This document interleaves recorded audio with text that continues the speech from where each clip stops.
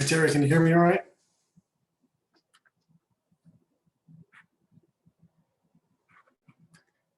Got that little mute button on.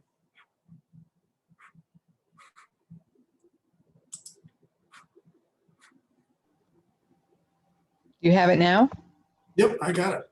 Oh, cool. Can you see me? I've never done this before, so it's like, this is crazy. Yeah, but yeah, it is a little crazy, right? Can you see me? I can't see you yet. No, there's a, in the Okay. bottom left, it says start I can video. I can see you, bottom left. No, don't have that. Let's see, there's a mute button. Ah, here it is. Wait, I had to put my cursor on the screen. Okay. What should I click on? Chat? There should say like start video down there. Oh yeah, okay. Got it. Ah, Hey, there you are. I'm an electronic troglodyte, so I apologize. No, not at all. I'm trying to get set up too. It takes a second No worries. to get set up. Because it's like everybody was working from home and using Zoom, and I'm like, what's that? So I'm like, well, you know what? How hard can it be? So I went through it earlier today and fooled with a little bit, and then I went to sleep because I got up at 2 this morning and drove to Louisiana. So it's been a long day, but I had a nap, and now I'm good to go.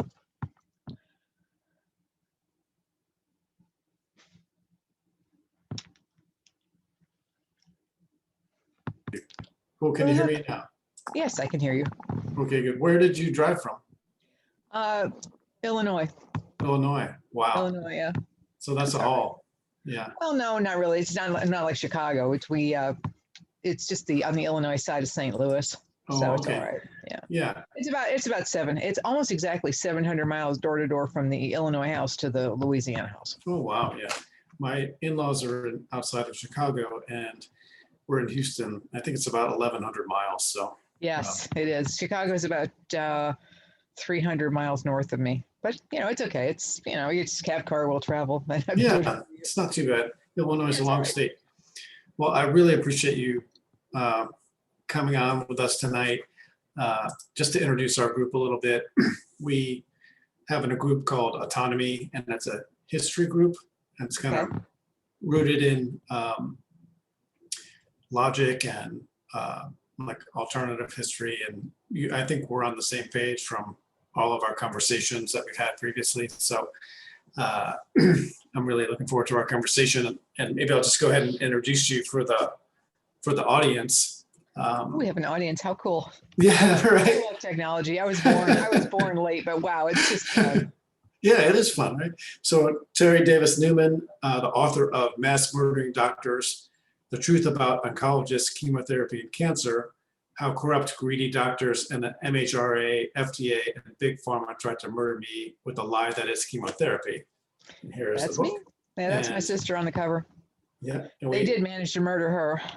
Yeah, and we met on Gab, and I was just kind of taken by your story and by your enthusiasm and by your fire. I think you're like a warrior for health and truth, and that's This the is kind of why I'm- people that we This is why I'm appreciate. still. Go ahead. I'm sorry. No, I mean, This is why I'm still alive, because God doesn't want me, and Satan's afraid I'll take over. I'm sure of it. we really appreciate that. At almost the same time, but you chose kind of drastically different paths, right? Well, when my sister, there's more. I have learned more about my sister's case history as the years have gone by, because her ex-husband was running the show. Really long story, and he pushed her for everything. And her problem was it was way too late when she started. She never really had a chance at all, because she was going to a gastroenterologist who was treating her advanced ovarian cancer as irritable bowel syndrome, which never presents for the first time after age 50, and she was 54. So in the 8 months he treated her for what they thought was, or what he thought was IBS, her cancer progressed massively with zero treatment, and she really had no idea she had cancer until she went to she hadn't had a mammogram, and that showed a very small cancer. And when she called me, and I'm like, well, and I gave her the spiel about early detection is the key to the cure. because at the time, I was all about allopathic medicine because that was all I knew. And so they put her under, she said, well, I'm going to have a mastectomy because I don't want to do chemo. And I'm like, okay. So I'm like, let me know how it goes. Let me know if I can do anything. If you need anything, let me know. So she has the surgery. And while she was under, the anesthesiologist apparently said to the surgeon, why is her belly so big? And they took a look at it with an ultrasound, and then they proceeded to drain 4 liters of malignant ascites out of her belly. And that was, oh my God. So that was, when she told me that, I'm like, oh no, this cannot be. So it was and so they put her on massive chemo. They did a interval debulking after 4 or 5 rounds of chemo. And when they opened her up, she had a belly full of cancer. It was way too late. And the problem with that was she desperately wanted to survive, and I don't blame her. She has kids, and she had grandchildren, and she wanted to watch them grow up. And she was only 54, and it was just too late. So she let them give her every single chemo they could think of, and more and stronger chemo, until they finally killed her with it. She didn't actually die of the cancer. She died from a ruptured esophagus brought on by chemo-induced vomiting, which is horrible, in front of my parents, who will never forget that, I'm sure, as long as they live. And now she's gone. She's gone 5 years in November on the 18th. And then I'll be 5 years. I'll be 5 years post-diagnosis on February 18th, which is I was diagnosed 90 days of the day after she died. And if that wasn't the hardest phone call I've ever made in my life, to tell my parents, hey, guess what? It'll do. Believe me, it'll do. Oh, yeah. And I saw that chemo, her ex-husband wouldn't give me any of her records at all. So I didn't really know what kind of ovarian cancer she had. I knew she was BRCA1 because she called me when she got tested and told me to get tested, and I was positive as well. So the preventative hysterectomy I had revealed the almost stage 3 cancer it was supposed to prevent. And that embarked me on this journey. And it's been an adventure. But after seeing what the chemo did to her, I mean, just every time she had chemo, she was sicker and sicker and sicker. It was just killing me to see it. I'm like, God, I'm like, please, I started researching it then because I wanted to help her. So for the year that she had it, I was doing all kinds of research to try and help her with alternatives. And she wouldn't hear it. She just wouldn't. She let them chemo her until they couldn't chemo her anymore, until they killed her with it. And then when I found out I had it, I thought to myself, well, they killed her in 11 months. So I thought to myself, well, you know what? I don't want to do that, because if I'm only going to live, and they told me, oh, you'll die in 6 months without chemo. And I'm like, fine. If I'm going to die in 6 months without chemo, then I'm not going to spend the last 6 months of my life bald, vomiting, sick, with my entire life being one doctor appointment after another, after another, after another, and, being an incredible burden to my husband and family. That's not me. That's not how I'm going to die. I'm going to die like I lived, at 150 miles an hour with my hair. No way. So I contacted, it was funny because, they say there's no atheists in foxholes. Well, there's no atheists in chemo rooms either, believe me. And, I've always been a woman of faith to some degree. I'm not a churchgoer, but I'm a woman of faith. And I said a prayer to God one night. I said, God, I'm not asking for you to cure me, but if it is your will that I survive this, show me the way.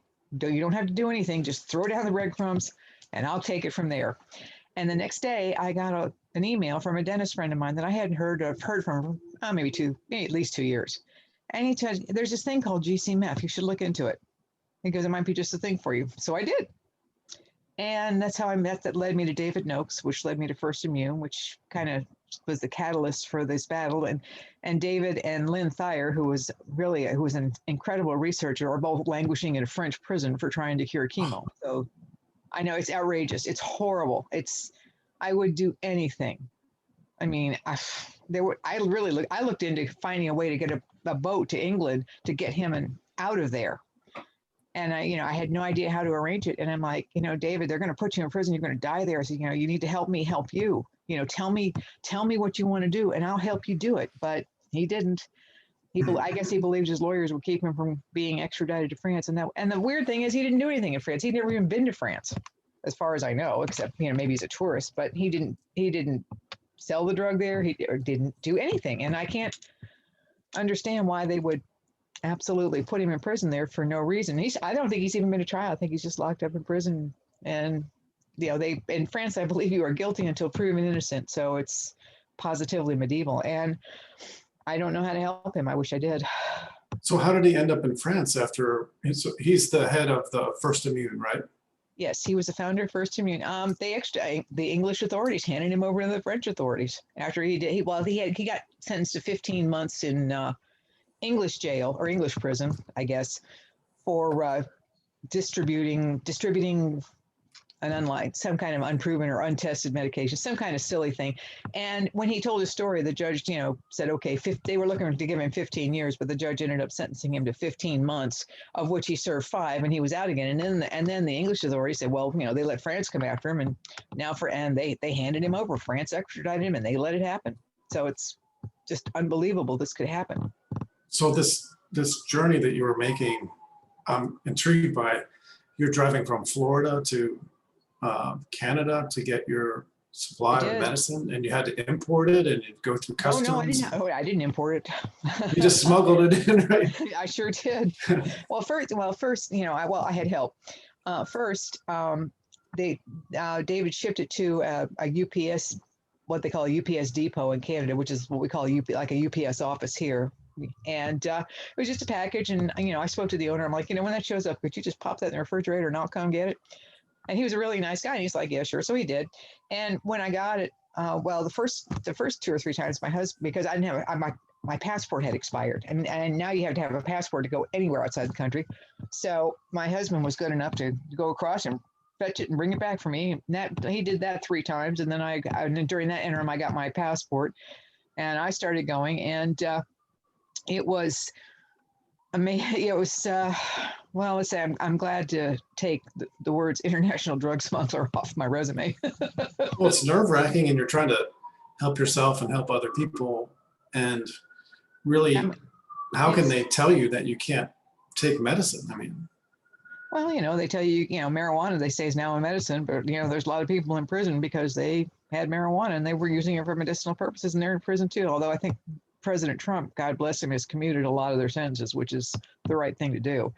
Illinois just legalized recreational marijuana to go with the medical marijuana they've had since, I think, 2013, 2014, like that, somewhere in that, maybe, I don't know the exact time frame, but they sure they taxed the tar out of it. Oh my, somebody posted their receipt online, and it was like $70 for the gram of cannabis oil, plus 35% tax to this, excise tax. And then there was another 11% tax. And then there was another 5% tax, all the way down to local tax.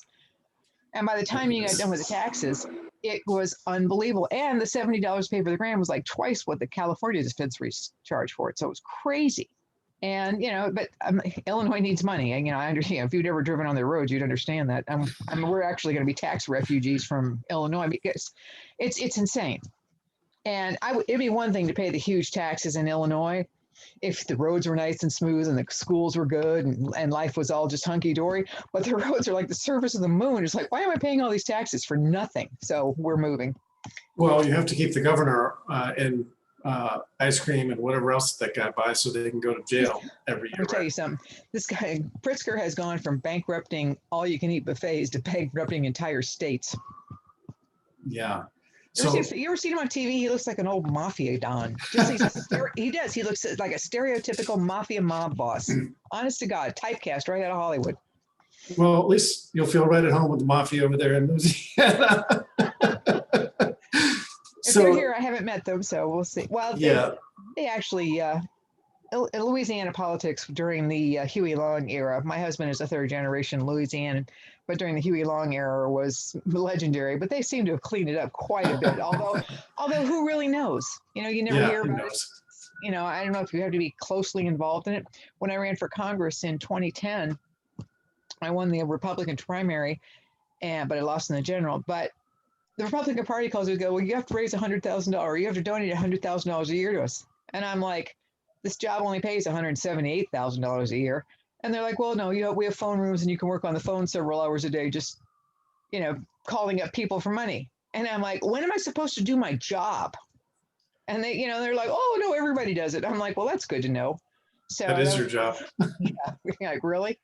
No, thanks. I don't think the people in my district send me here to raise money for you, with all due No. respect, which I didn't think there was much of, but it's the political corruption is insane. And the FDA is comprised now of mostly people who were big pharma execs. They are now appointed to the FDA board. And, and why are you putting the fox in charge of the hen house? That makes no sense either. Well, it doesn't make sense unless you look at the goals, right?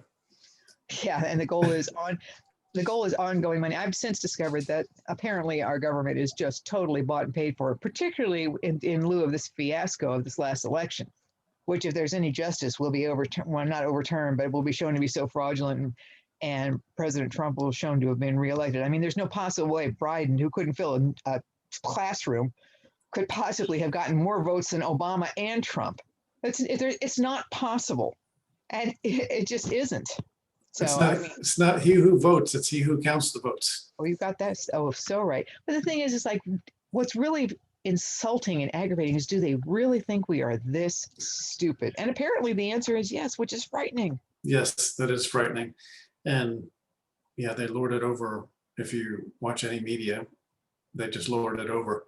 But I want to go back to kind of your treatment protocol. And then, I mean, you're still here after 5 years. Now, how is that even possible with the cancer that you have? What's the survival rate? What's the survival rate of allopathic medicine versus, the road that you went down? The survival rate, allopathic medicine on this particular cancer for 5 years is about 4%. I don't know what it is with what I'm doing. I don't know anybody else who's done this. My oncologist was astonished. I mean, I went to see him in 2018 because I was starting to have some issues, because I was trying to find I had the surgery, and the surgeon goes, "Oh yeah, we got it all." I'm like, "Okay, great." So I had to go for second look surgery. So they take a look, make sure they got it all. And the second surgeon said, "Well, yeah, they got it all." And he goes, "Brian, we're going to start chemo." And I'm like, "Excuse me?" Because we're going to start chemo. I'm like, "Didn't you just say that there was no cancer left?" He goes, "Oh, well, we have to start chemo because it's going to come back." I said, "Well, from what I read, it comes back 90% of the time anyway. So you know what? I think I'll take my chances." And sure enough, 90 days later, it recurred as a couple of small tumors. And at that point, I could not get anybody to take them out. They're like, "You have to have chemo first." And I'm like, "No." And this started the battle. So the GCMAF, while it was not a cure, it bought me just a ton of time.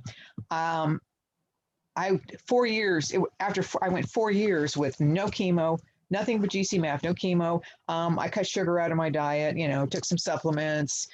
I spent 6 or 7 months discovering that this was not my high school weed with the medical marijuana. So, which took all the fun out of it recreationally, because when you need to be on this stuff for medical reasons for 6 or 7 months, it's no fun to do it anymore. It's just not. It loses all of its allure, which is distressing to say the least, because I used to enjoy the occasional toke, but oh well. So 4 years at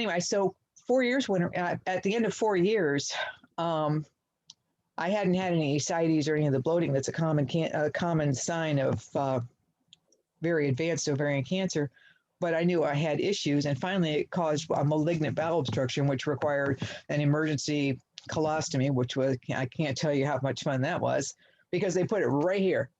Oh. My sternum. I know, it was like this alien thing, and then prolapse, which is like, it looked like a giant, one of those Eckrich smoked sausages falling out of my chest. It was like unbelievable. And I'm like, I can't believe this happened. So anyway, they revised it in July. At that point, I thought, well, you know what?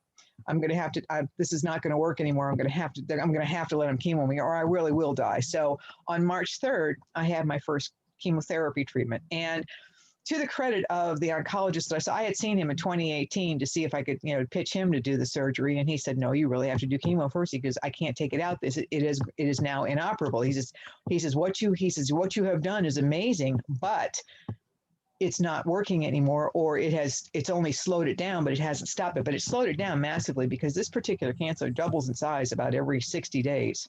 So that's just crazy. And it should have killed me probably right around, I would say about the middle of 2017, if I had done nothing. But I had my first chemo treatment in March of 2020, and March 3rd. And I have to say, I continue to use the GC-Mac through the chemo, and the chemo was incredibly easy on me. And I think it could only be the GC-Mac because I was in a room of vomiting bald women, and I never lost my hair, and I never puked. My blood counts didn't really tank until after the 5th or 6th chemo, and I didn't have to have Neupogen after every chemo. It was just amazing, and they shrank. And then in July 20th, they did do they did do some surgery, and they got what they could, but there's still more left. And now it has mutated to the point where Keytruda, which is an immunotherapy chemo, and they're giving that a shot, and we'll see what happens. But I was telling my sister about this, my surviving sister, and I said, I really can't complain no matter what happens because, I've been living on borrowed time. And told me I'd die at the end of 2016. I said, I've been living on borrowed time, since the end of 2016. And she said, well, you've been living on borrowed time since you got a driver's license.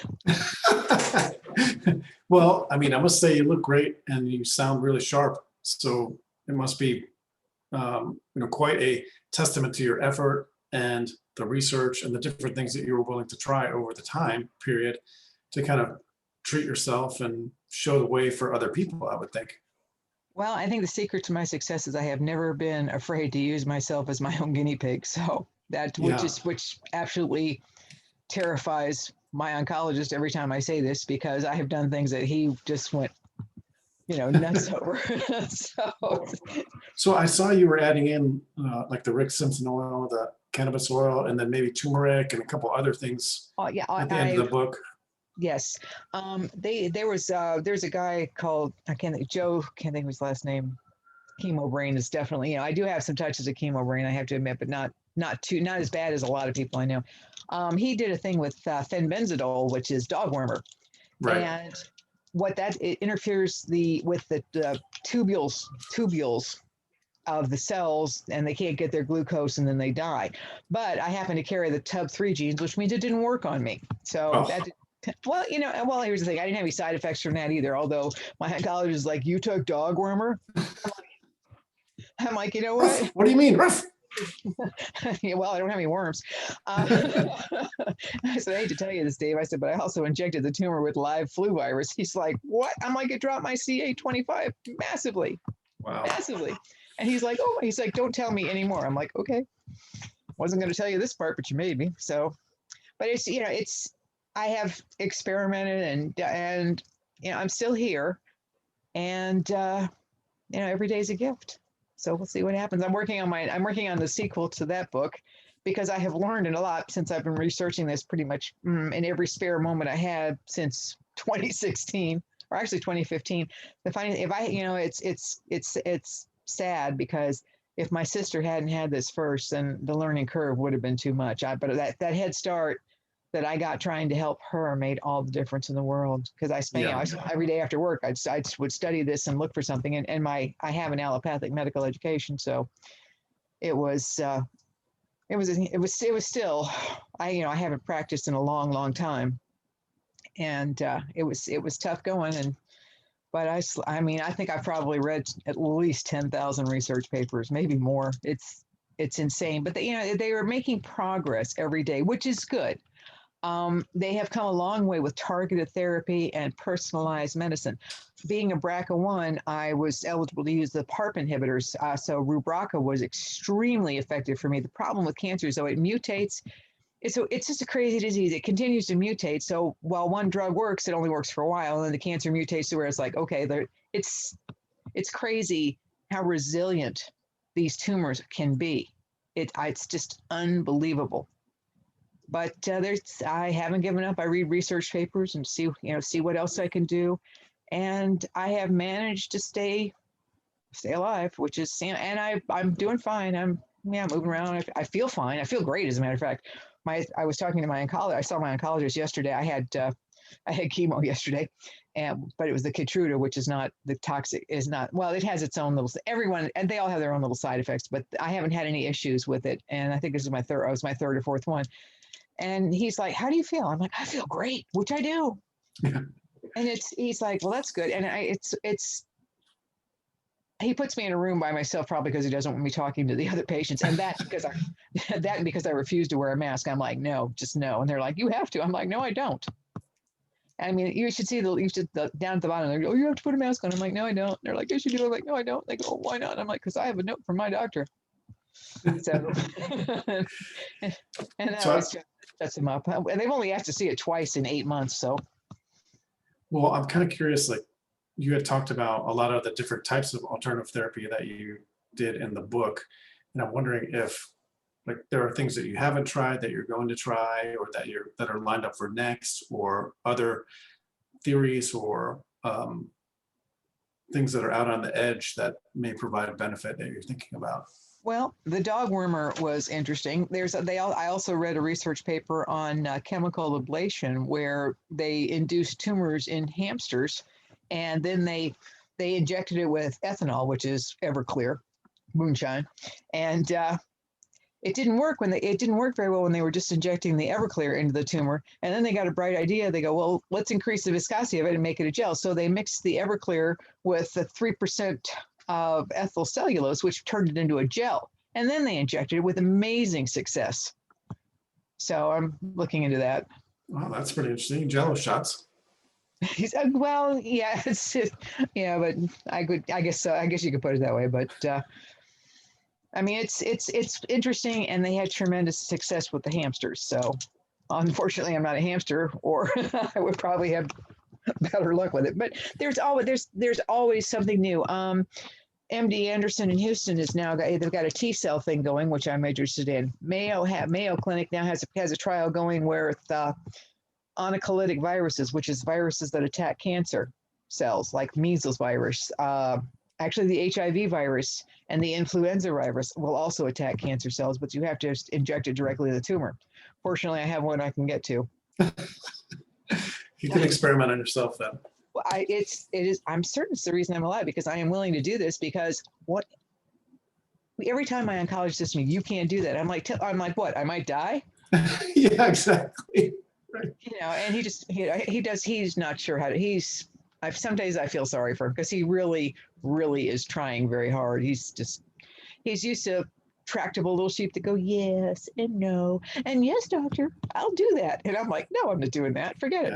I love your white coat. Yeah. I know. I'm sure I'm a huge thorn in his side, but to his credit, he soldiers on. God love him. So while I was reading your book, I got the sense of like, and I think this is probably well sensed, of anger at the medical establishment. And, they murdered my sister. And then, I mean, they shouldn't have done what they did, and they did it anyway. And not only did they murder my sister, she was my hairdresser for 35 years, so it was a double loss. It's like, not only am I out a sister, I got to find a new hairdresser, which means that's why my hair looks like crap. So well, and then they try to come after you after that, right? And they just give you one solution.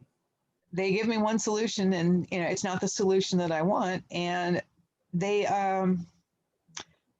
find it perplexing that I will literally refuse, because I'm not intimidated. They say, well, you'll die if you don't. I'm like, you know what, dude? We all die. It's just a question of your state of health up to the end. So, So what an advantage is that, to not be afraid of death then?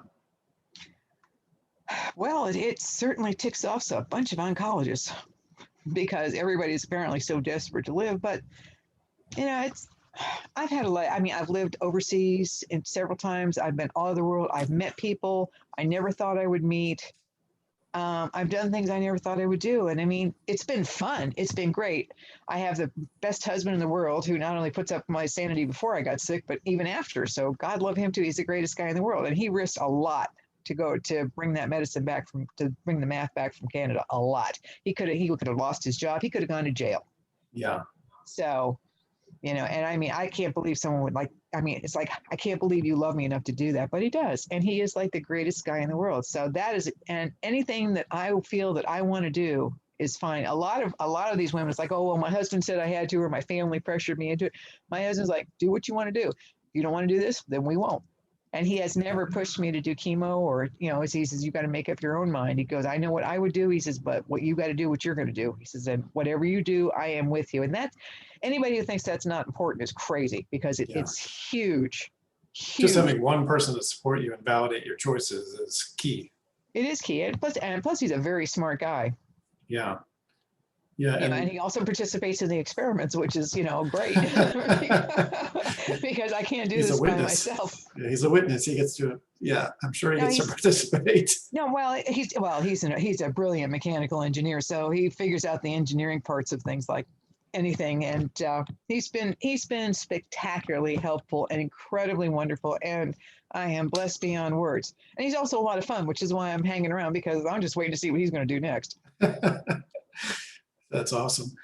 Well, I mean, that's all very, very good news, and I just can't help like going back to that time when people are at their most vulnerable, and then the authority comes and puts the fear into you of death, and they tell you, here's the solution. If you just sign on the dotted line and pay us this money, then you're going to survive another 6 months or another year or something like Well, they don't that. even tell you that. They're like, we don't know, and I'm like, excellent. So you want me to, so you want to give me intravenous poison given to me by a nurse who's in essentially a spacesuit, and if you spill the chemo drug on your skin, you cannot believe the burns and that it will leave. And I'm thinking, they're putting this stuff in my veins. Oh my God. And it's the venous damage from these 7 rounds of chemo I did was extensive. It's like now they have hard time. I mean, they could always do a blood draw like that, but now it's very difficult to get a vein. So it's damaged, but I'm still here.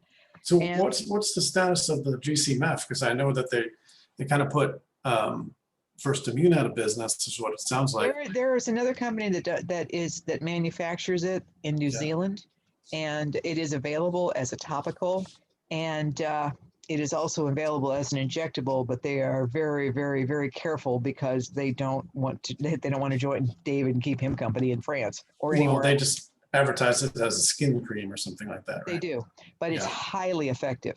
Yeah, because, and I see because I started using that in 2017, and it was absolutely as efficacious as First Immune's GC-MEF. So I was very grateful that I had found them and that they were able to supply me with the GC-MEF that I needed. And they are, they're going at it, but they are doing a good job. And the funny thing, their skin cream, it comes in a lot of different strengths, like a 8,000 nanogram up to 15,000 milligrams, which is exponentially stronger. But my father, who just turned 90 in October, and my mother, 3.5 years ago, I gave them, a low dose jar of it, the 8,000 nanograms. And I'm like, here, use this twice a week. Neither one of them. And I also have my husband on the cream as well. None of them have had so much as a sniffle since they started this. My husband used to get 3 or 4 colds a year, and you get the flu every year, whether he got the shot or not. He hasn't, and now he hasn't had the flu or a cold in coming up on 4 years. My father's 90, mom's in her 80s. I'm not allowed to say where. And neither of them has had so much as a sniffle in the last almost 4 years now. So that's just crazy, but it works. Yeah, I've spoken with people who won't mention it in a large audience because they're afraid of the repercussions. What can they do to me? Execute me? I get that. Right? I suppose that's something to worry about. I am uniquely immune to pressure because it's like, okay. And the other thing is if they decided to lock me up, they become responsible for the cost of my medical care. My insurance checks out, and then now I'm costing them $150,000 a month. Nobody. I don't see any police departments or any judicial jurisdiction signing on to $150,000 a month in medical payments, and they would have to do it. So that's kind of an advantage I have. I joke with my husband. I said, if I shot him, I'd get house arrest because they wouldn't want to pay my medical bills until I get to trial, which they would be responsible for. So, and it is it's not a drug. It's a glycoprotein. It just happens to boost your immune system massively, which is I've always believed was the key to everything. I've always believed that the key to all disease was harnessing the immune system to combat it in some way. The MD Anderson trial is using it. If I get in the trial, my oncologist is looking to get me that because we're looking for creative solutions. The key to cancer, I think, as I've evolved my knowledge since I wrote the book, is you have every single cancer, while it's all cancer, is different because every person is different. I mean, we all have this massively different DNA. It's like but nobody matches my DNA, nobody, which means my cancer is specific to my particular DNA. So we have to find the combination that works with my particular immune system, my particular DNA, and you need to find it before the drugs kill me or before the cancer kills me. And it's a race against time. But the T cells are an integral part of the immune system. And the MD Anderson study, they take your T cells and they clone them rapidly and make a massive amount, and then they reintroduce them by injection back into you. And they've had a lot of success with that. They've had a lot of success with the oncolytic viruses. That's why Jimmy Carter's still alive today, which is, I'm not sure that's a good thing, but you know what, God bless him too. It is amazing. Yeah, it is. I mean, what is he, 100 now? It seems like the more evil you are, the longer you live. I don't know what that's all about. I think it's the more you complain, the longer God lets you live. I mean, I've been waiting for David Rockefeller to pass away forever, and finally, I mean, Oh, honey. Zbigniew Brzezinski and all those guys, they live forever. Even Kissinger's still alive. Can you believe it? No one lives longer than the widows of rich men or Supreme Court justices. That's me. So I'm wondering, like, how you are absorbing what's going on with this pandemic scare that's going on now, like what your take on that is. It's crap. Yeah. It's absolute crap. Here's the thing. They wanted mail-in voting. So the Chinese who are desperate to get rid of Trump, if you want my political take on it, the Chinese who are desperate to get rid of Trump because he has held their feet to the fire on trade. You know, Biden has been China owned and operated for decades. Look at his kid's laptop, which lists Kamala Harris as a partner in some of their Chinese ventures with, so that's special too, which is, I'm sure, how she got to be the vice presidential candidate. But he held their feet to the fire, so they released this virus. Now we got mail-in voting, which, and people are just bringing in ballots by the truckload. And people are walking around with these masks. I mean, I refuse to wear a mask. My husband and I went to the Best Buy electronics store because he wanted to put a new radio in my car because the one I have is failing. And they said, "Oh, you have to wear a mask." I'm like, "Let's go." I'm like, "You know what? We plan to buy a new stereo system for the car, but we will spend our $1,000 elsewhere. Thank you very much. Have a nice day." And I will, and that's just the way I am. Restaurants, if they don't let me in, I'm like, fine, I'll eat somewhere else. Because first off, masks, they cut your airflow, which is bad. Breathing all that carbon dioxide is not good for you.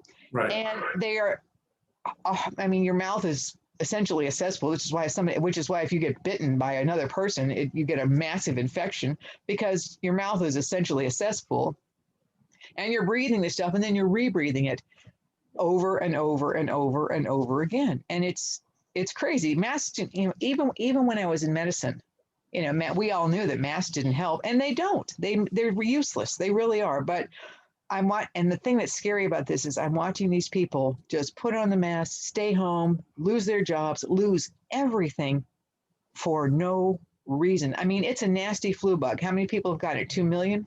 In 2009, 60 million Americans had the H1N1, the swine flu. 60 million. Do you think the press said one bad word about the great Obama Messiah? Oh, no. Probably because they couldn't get their lips off where they glued him to his butt. So I wonder if you're like making the connections between the World Economic Forum and the way that things are kind of rolling out and this great reset that they're claiming, which kind of fits in with this destroying small businesses and leading everything into the corporate state. Yeah, I lived in Japan for a couple of years in the 80s, and the kids there went to school from about 6 o'clock in the morning, and you'd see kids like 5 years old wearing a backpack full of books as big as they were, getting on the subways and going to school because, Tokyo was a very low crime area. And they went to school from about 7 o'clock in the morning till about 5 o'clock at night. And then they went to school on Saturdays and Sundays as well. And it's classes after school. And if you have if a high school graduate in Japan has the equivalent of a 4-year college education in the United States. And the reason they have this is because the government wanted a well-trained, highly literate workforce. So they supported this heavy-duty education. And it's so convoluted. There's so many rabbit holes. It's like President Trump, who has done I think, a phenomenal job trying to unravel all of this corruption and draining the swamp, and which is the reason they hate him. He's upsetting their little apple cart, and he's kicking like the defense industrial companies. He's like, no more wars. So now they're not getting kickbacks from their military contracts. It's just, and the world goes around. It's like Obama. got a $65 million advance to write his memoirs after he left office. $65 million. I mean, I think what the president before him, I think, got $5 million for his memoirs. $65 million. Oddly enough, the publishing company that gave him this is the company that he gave, I think it was a $400 million contract to print Common Core textbooks. Oh my goodness. Yeah. And he pushed. Then he What pushed a coincidence. Oh, there's more. He pushed net neutrality, which Netflix profited from immensely.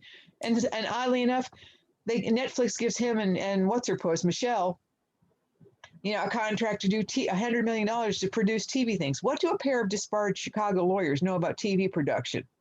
I'll tell you what they know. Nothing. I mean, so, and people don't make the connection. It's like, oh, the great Obama Messiah. No, please. One fun thing that I did was I mapped out all of the donations to the Clinton Foundation. Well, that should have taken some time. I know. Oh, do you really think Obama didn't get a kiss for that $140 million that the Russian company gave for 20% of our uniform? Do you really think he let her keep all that money? What are the odds? Do you think Joe Biden didn't give Obama a cut for all his dirty deals with China? Hunter's just a bag man. Biden's been selling his office since the 70s. But hey, Sure. Let's make him president through massive vote fraud, because what could possibly go wrong? Oh, and Kamala's just a communist. Well, that scene is kind of nasty in its own way. I have not yet begun to be nasty. I know that you and I could go down a real long rabbit trail. I see. And I'm wondering if you have time, I'd like to leave a little time for questions from Sure. the audience. And then I'm wondering when your next book is going to come out. Well, it's sort of like Diary of an Insane Cancer Patient at this point, because I don't know how to end it. I mean, I either need to be cured or I need to be dead. And I'm not, and I don't, right now I have no idea which one is going to happen, because it's still up in the air. No one knows. So maintenance is good, like living in maintenance. We'll all be dead someday, but exactly. But no one knows, and I think that's the most aggravating part. Well, they'll say, "Oh, well, we're going to try this," and I'm like, "Will that work? We don't know." And they go, well, "I don't know." It's like, okay, great, good. That inspires such confidence. It's like, good, you don't know either. Excellent. And that's the best part of this whole thing with the oncologists. They don't know. No, they don't know. Will this work? Oh, I don't know. I'm like, well, then why are we doing it? Oh, well, because that's the standard of care. Really, that's the protocol. Yeah. The standard of care has destroyed medicine, because it assumes that we are all exactly the same, and the cookie cutter medicine, boom, boom, boom, stamp them right out. But if we were all the same, why is our DNA all different? Yeah. And I wonder if how far back have you gone with Rockefeller medicine against homeopathic medicine, and they're phasing it out? I got to this game late. Yeah. I practiced nursing for many years, but my specialty wasn't oncology or diseases. I mean, my specialty was severe life-threatening injuries. So I didn't really know a lot about oncology, except, you did the chemo and you either got better or you died. And then when it struck home, I started researching it, and I'm like, this is outrageous. Yeah. And severe life-threatening injuries, that sounds pretty exciting. It had its moments. It was, if you're an adrenaline junkie, it was an awesome thing, but you can only do it just so long. But the thing that they've established, the standard of care, that if doctors follow the standard of care, they cannot be sued. And if they don't follow the standard of care, the AMA will take their medical license. So they're taught, and they have lost sight of the fact that medicine is not just a science, but it is also an art. Right. Yeah. And you have to be able to think out of the box. And this cookie cutter medicine it's insane. And now that we've got a whole generation of doctors and medical professionals that follow the standard of care, like, ooh, standard of care.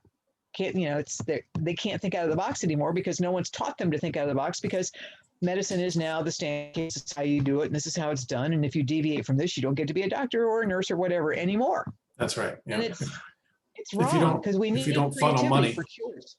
You have to funnel the money. You have to funnel the money down the right track. It isn't even so much the money. It's the mindset that, this is the only way, and it's not. I mean, I'm one of God's science projects gone terribly wrong. Nothing works on me like it should on most people. For example, Dilaudid, You give most people Dilaudid, they're like, they're passed out drooling in about 20 minutes. They might as well have been giving me methamphetamine because I'm running laps around the nurse's station. It's just insane.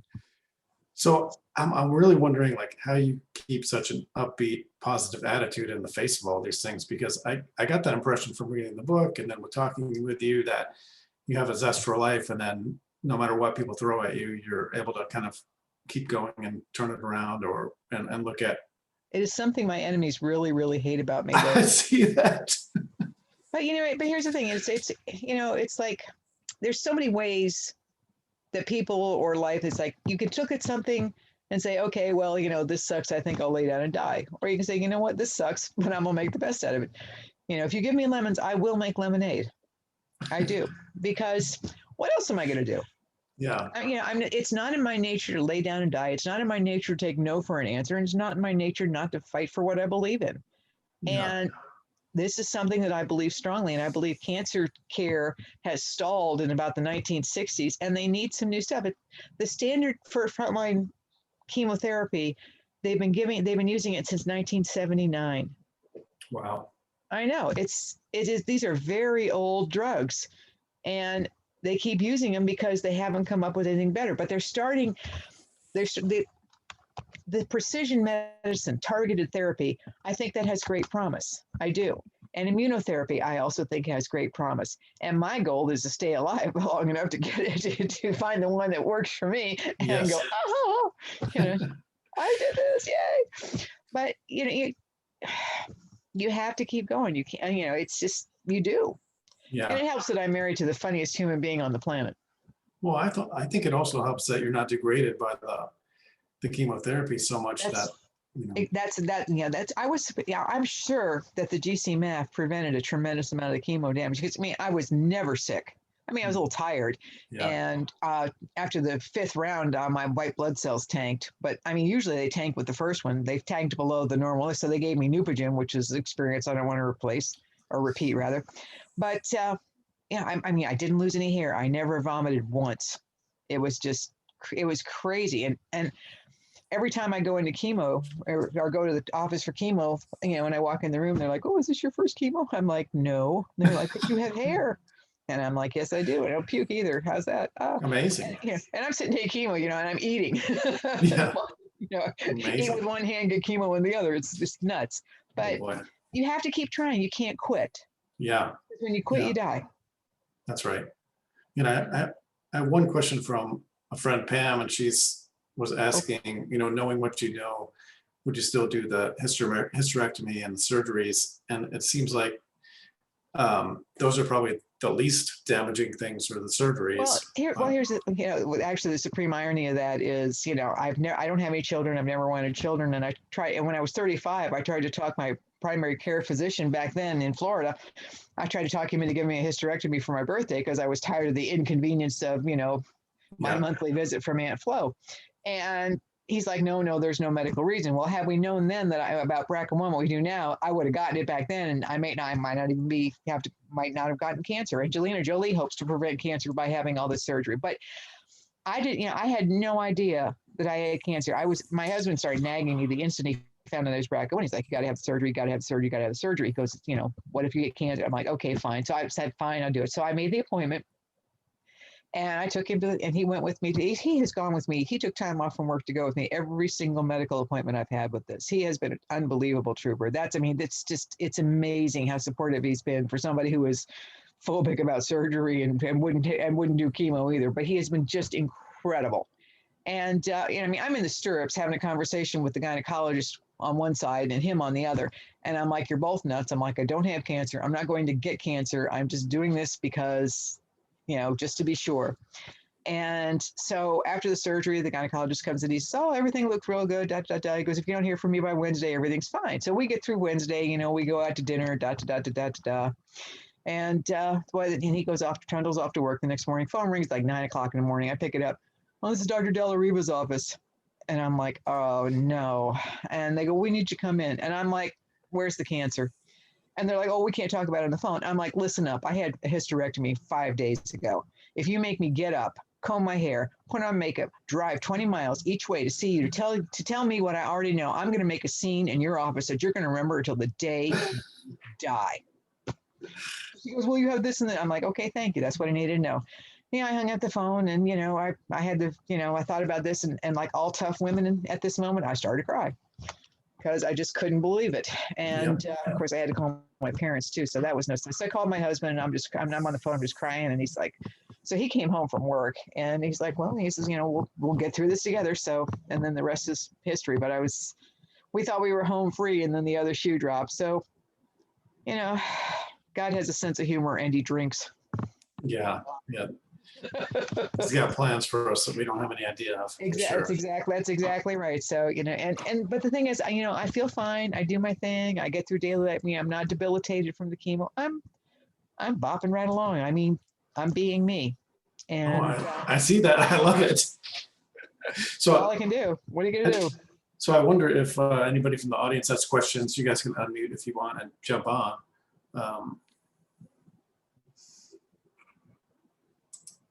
And if we don't have questions, then I might ask a couple more, but I don't want to keep you for too long. No, you're fine. I'm happy to answer questions because a lot of the reason that I did this was so that other women and other people with cancer in my position would know that there are other alternatives. I get a lot of email from cancer people going, where can I get GCMAP? How's this? Do that. My mother's sick. Can you help me? And, the part of the deal I made with God is that I would never turn away anybody who asked me for help for every day he gave me to live. And I have not. And I get emails from people all over the world. And I'm always happy to get emails. So feel free to give out my email address, which is teridavisnewman@aol.com. And I will always answer all emails. It might take a day or two, but I will get back to you. Yeah. And if there's any possible way I can do anything to help you, I will. Well, because that's fantastic. It's the right thing to do. Well, I wonder if do you direct people to certain resources where they can do more research and reading? I do, because I've discovered that every cancer literally is different because every one of us has a different DNA. So it is, it's an ongoing struggle, and it's a complex illness because there's so many different ways. So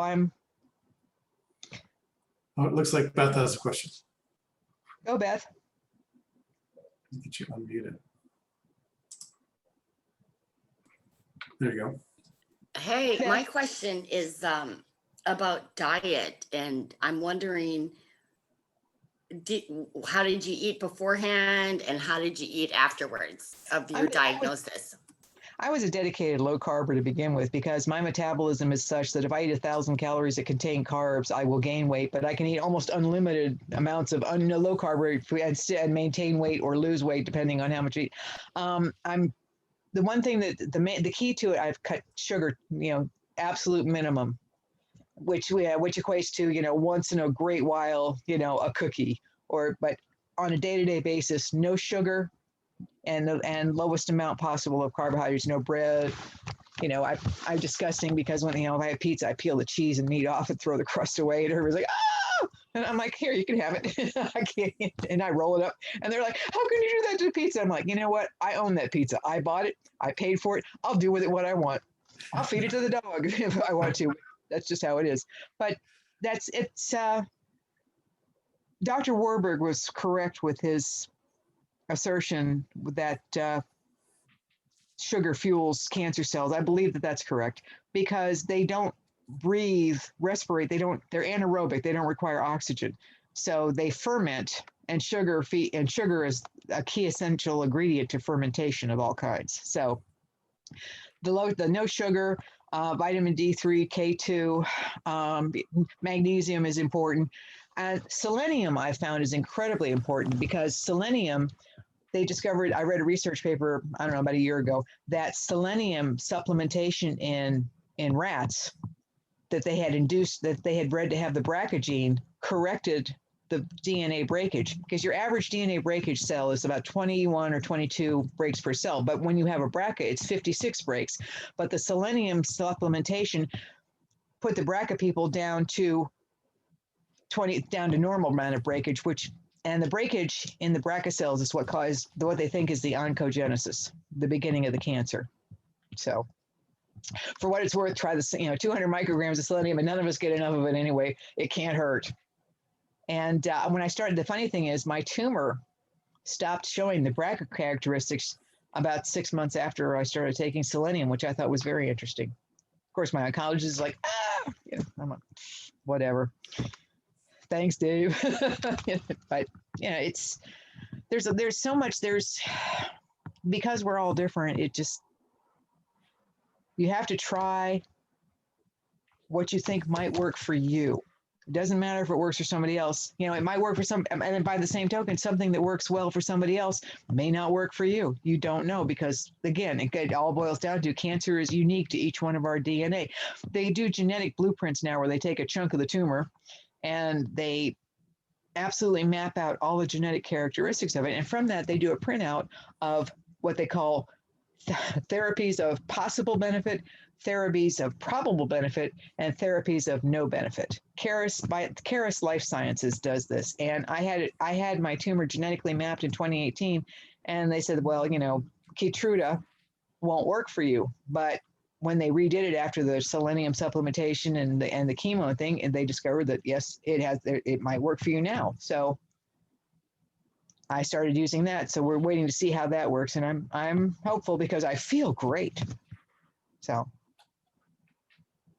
I hope that answered your question, because I tend to go off on tangents. But if you have any further questions, you're welcome to email me. And if I don't know, I'll look it up and I'll send you some research on it.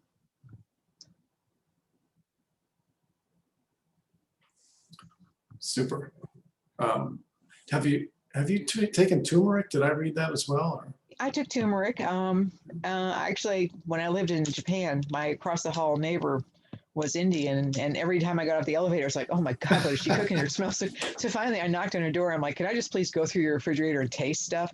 And so she taught me how to take. So I've used a lot of turmeric anyway, most of my life, or actually said, well, since the 80s, which isn't most of my life, but about half of it. Okay, great. I had another question come in about, Sure.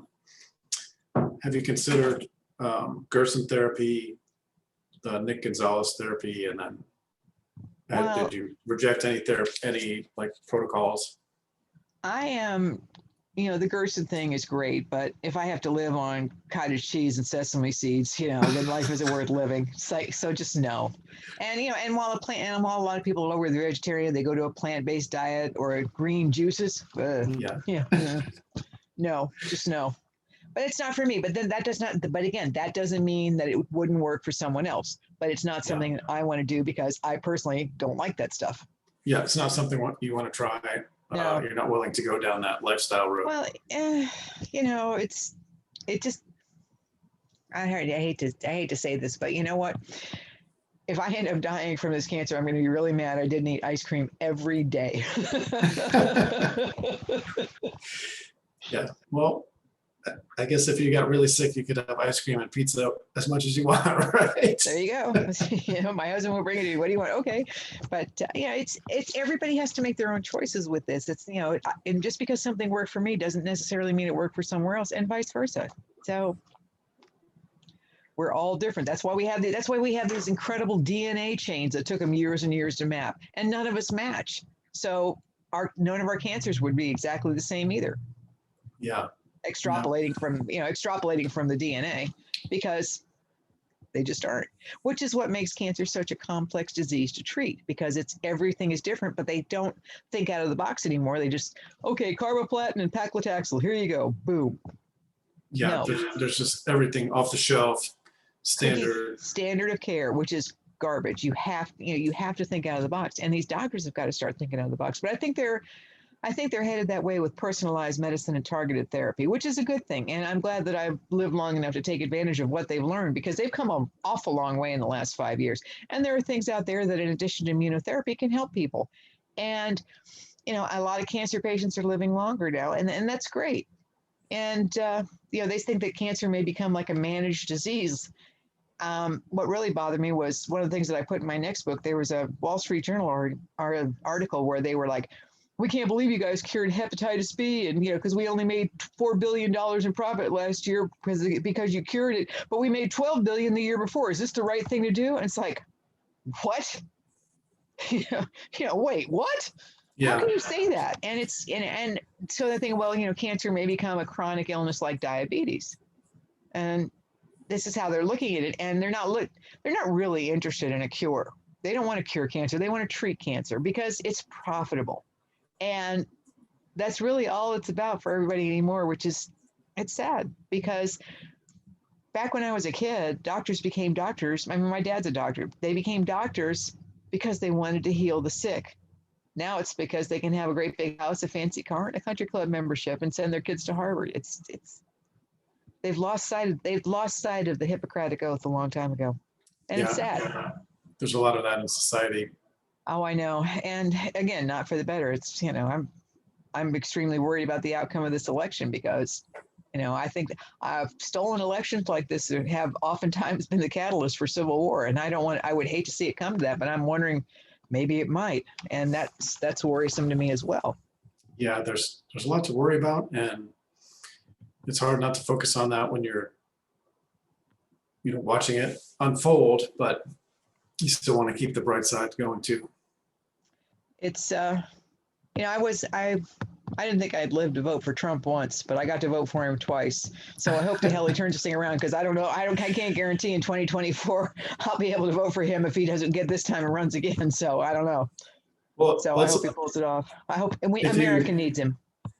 Well, yeah, if you voted in Illinois, then you might have been one of the votes that they flipped over to Biden. I don't know, but I tell you, Louisiana, they were, well, if you look at the state of Illinois, the counties, except for the ones around St. Louis, the two around St. Louis, which are St. Clair and Madison, I live in Madison, and the ones around Cook County and what they call the collar counties around Chicago, because those were the only blue part. The rest of the state was blood red. Yeah. But Chicago always outvotes us, which is why the downstate people are just livid, and they're leaving in droves. Do you know it costs, you can rent a U-Haul to go to Illinois for $100, but if you're going to leave Illinois, it's $1,000. Yeah, it's a good place And to they be still from can't right keep now. up. Crazy, just crazy. Oh, same with New York and all of Absolutely. Yeah, it's in California New Jersey, too. California. Sadly, Yeah. they bring their politics with them, which is not good. It's like you made a mess there, you come here and you keep continuing to vote for these idiots. No, just no, stop. But it's crazy. Yeah, Crazy it's times we live in. All right, so I'm going to call on Darby. I don't know, Darby, if you have any questions, if you want to ask anything. I know you're interested. It's okay if you don't. They can email me if they have questions. Send me an email. I'll be through. I answer them all. Okay. Okay, No good. worries. Well, it's been so nice to chat with you. Thank you so much My for pleasure. coming on. And I'm really happy to meet you, even if it's over Zoom. And we're in Houston. If you get over this way, Well, here's the we don't thing, live in Mass either. If I get into the MD Anderson clinical trial for the T cells, then I will be in Houston. So Yeah, perfect. Good. awesome. We'll That sounds like fun. Anybody has any questions, Teri Davis Newman, AOL.com. I answer everybody. It might take a day or two, but I will get to you. Get the book. Fish We'll look forward to the next one coming out too. I can't think of what to call it. I'm thinking of calling it the unicorn patient. Fantastic. It's been great, you guys. Like I said, anybody has any questions, feel free to reach out to me. No worries. Pleasure meeting you. And anytime you want to talk, you know where to find me. Have a great day. Thanks, Terry. Bye-bye. Bye, guys.